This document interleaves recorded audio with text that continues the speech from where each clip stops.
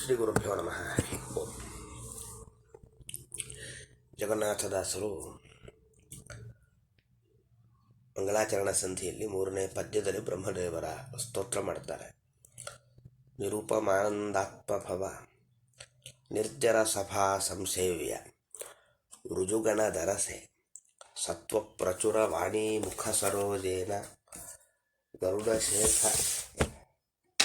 ಗರುಡಶೇಷ ಶಶಾಂಕ ದಲಶೇಖರರ ಜನಕ ಜಗದ್ಗುರುವೆ ತ್ವಚ್ಚರಣಗಳಿಗಭಿವಂದಿಸುವೆ ಪಾಲಿಪಡು ಸನ್ಮತಿಯ ಅಂತ ಎಷ್ಟು ಚೆನ್ನಾಗಿ ಹೇಳ್ತಾರೆ. ಬ್ರಹ್ಮದೇವರ ಪರಿಚಯವನ್ನು ಮಾಡಿಕೊಡ್ತಾರೆ. ಅಂದರೆ ನಿರೂಪಮಾನಂದಾತ್ಮಭವ, ಪರಮಾತ್ಮನ ಆನಂದ ಏನಿದೆ ಅದು ನಿರೂಪಮ ಆನಂದ. ಹೋಲಿಕೆ ಇವರ ಆನಂದದ ಹಾಗೆ ಪರಮಾತ್ಮನ ಆನಂದ ಇದೆ ಅಂತ ಹೋಲಿಕೆ ಕೊಡಲಿಕ್ಕೆ ಸಾಧ್ಯ ಇಲ್ಲ. ಉಪಮೆ ಇಲ್ಲದ ಆನಂದ ಉಳ್ಳವನು ಪರಮಾತ್ಮ. ಒಂದು ವೇದಮಂತ್ರನೂ ಇದೆಯಲ್ವ, ಯಥೋ ವಾಚೋ ನಿವರ್ತಂತೆ ಅಂತ. ಅವನ ಆನಂದವನ್ನು ವರ್ಣಿಸಲಿಕ್ಕೆ ಯಾವ ವೇದಕ್ಕೂ ಮಾತಿಗೂ ಸಾಧ್ಯ ಇಲ್ಲ ಅಂತ. ಅಂತಹ ಪರಮಾತ್ಮನಿಂದ ಭವ ಹುಟ್ಟಿದವರು ಬ್ರಹ್ಮದೇವರು. ಅಥವಾ ಇನ್ನೊಂದು ರೀತಿಯಾಗೂ ನಾವು ಶಬ್ದವನ್ನು ಒಡೆದು ಅರ್ಥ ಮಾಡಬಹುದು. ನಿರೂಪಮಾನಂದರು ಅಂದರೆ ಬ್ರಹ್ಮದೇವರಿಗೆ ಅಂತ ಅರ್ಥ. ಯಾಕೆಂದರೆ ಅವರ ಆನಂದ ಅದು ಶತಾನಂದ ಅಂತ.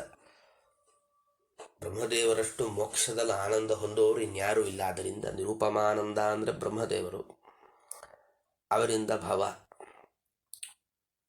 ಅದರ್ಥ ಏನು?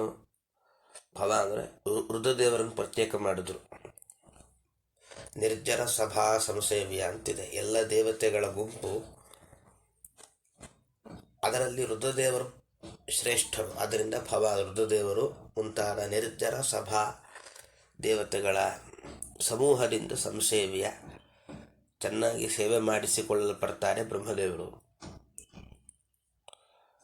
ಮತ್ತು ಇವರು ಏನು ಋಜುಗಣದರಸೆ ಅಂತಾರೆ ದಾಸರು. ಅಂದರೆ ಬ್ರಹ್ಮ ಅಂತ ಒಂದು ಪದವಿ, ಮುಖ್ಯಮಂತ್ರಿ ಪದವಿ ಇದ್ದ ಹಾಗೆ ಬ್ರಹ್ಮ ಅಂತ ಒಂದು ಪದವಿ. ಅಲ್ಲಿ ಬರುವ ಗುಂಪಿಗೆ, ಅಲ್ಲಿ ಬರುವ ಜೀವರಿಗೆ, ದೇವತೆಗಳಿಗೆ ಏನು ಹೆಸರು ಅಂದರೆ ಋಜುಗಳು ಅಂತ ಹೆಸರು. ಆ ಋಜುಗಳ ಗುಂಪಿನಲ್ಲಿ ವಸ್ತುತಃ ಅವರೆಲ್ಲ ಸಮಾನರು. ಆದರೆ ಬ್ರಹ್ಮದೇವರ ಪದವಿಗೆ ಯಾರು ಬರ್ತಾರೋ ಅವರಿಗೆ ಒಂದು ಸ್ವಲ್ಪ ಪ್ರಾಮುಖ್ಯತೆ ಜಾಸ್ತಿ ಇರುತ್ತೆ. ಈಗ ಪೊಲೀಸ್ ಆಗುವ ಹಂತದಲ್ಲೊಬ್ಬ ಇದ್ದಾನೆ, ಪೊಲೀಸ್ ಆದ ಮತ್ತೊಬ್ಬ ಇದ್ದಾನೆ, ಪೊಲೀಸ್ ಪರೀಕ್ಷೆ ಬರೆದವ ಇದ್ದಾನೆ, ಪೋಸ್ಟಲ್ಲಿ ಜಾಯಿನ್ ಆದವ ಇದ್ದಾನೆ. ಪರೀಕ್ಷೆ ಬರೆದವನು ಜಾಯಿನ್ ಆದವನು ಲೆಕ್ಕಕ್ಕೆ ಸಮಾನ. ಆದರೆ ಅವನು ಪೊಲೀಸ್ ಆಗಿದ್ದಾನೆ ಅನ್ನೋದು ಒಂದು ಆಧಿಕ್ಯ, ಒಂದು ಹೆಚ್ಚುಗಾರಿಕೆ ಹೇಗೆ ಅವನಿಗಿದೆಯೋ ಹಾಗೆ ಬ್ರಹ್ಮ ಅನ್ನೋ ಪದವಿಗೆ ಬರೋರು ಅನ್ನುವ ಅರ್ಥ ಇಬ್ಬರಿಗೂ ಸಮಾನ. ಆದರೆ ಈಗಾಗಲೇ ಪದವಿಗೆ ಬಂದಾಗಿರೋದರಿಂದ ರುಜುಗಣ ಈ ಬ್ರಹ್ಮದೇವರ ಪದವಿಗೆ ಬರುವ ಒಂದು ಗುಂಪಿನಲ್ಲಿ ಅರಸೆ ಬಹಳ ಶ್ರೇಷ್ಠರಾಗಿದ್ದಾರೆ ಇವರು.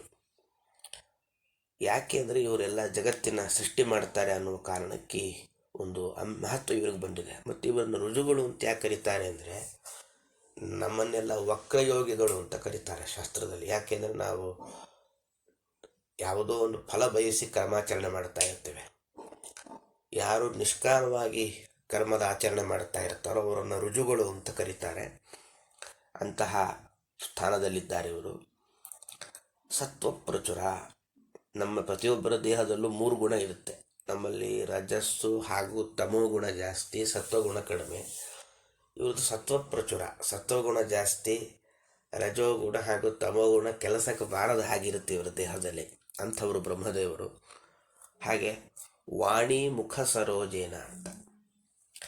ವಾಣಿ ಅಂದರೆ ಸರಸ್ವತೀ ದೇವಿ.